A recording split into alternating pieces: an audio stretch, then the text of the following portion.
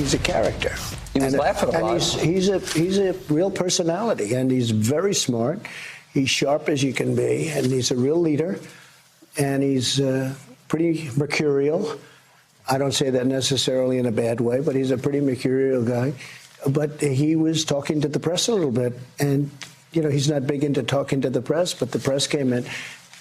Look, bottom line, I think he wants to get something done, but this wasn't the right time.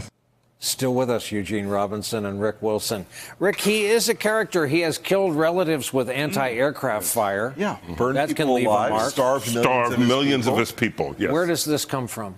Look, Donald Trump is dictator curious. This is a guy who loves these kind of authoritarians.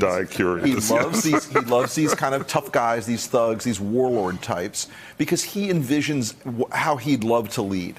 And I'm not saying he wants to kill his relatives with an anti-aircraft gun. That was Nick Kristoff's but theory. This is a guy who has a long sort of relationship with loving the strong man, loving the tough guy. And I guess it's projection in some ways, but it really shows us again and again. Who does he trust? Kim Jong-un, Vladimir Putin, the tough guys in the world. Who does he not trust?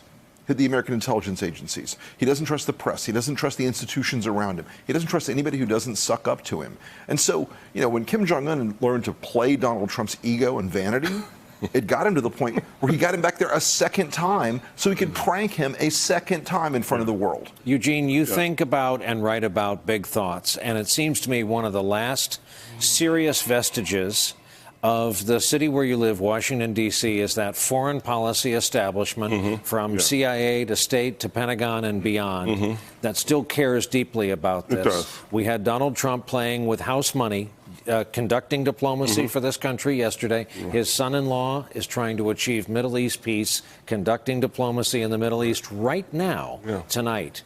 What's left of that establishment, yes, cares deeply about a foreign policy, cares deeply about America's place in the world, knows history. They've kept the peace. Exactly,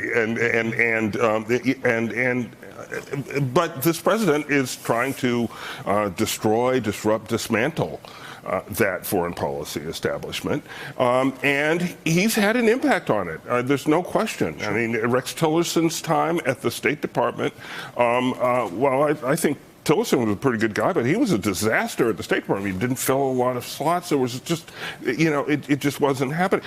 President Trump, in his whole national security apparatus in the White House, has never functioned the way a national security apparatus is. And you saw it in the summit. When I see the headlines in the Chiron saying summit collapses, in order to collapse, a thing has to have been a thing. It was never a thing. There was never the scaffolding and preparation done to make it an actual summit. So of course it collapsed. There was nothing there.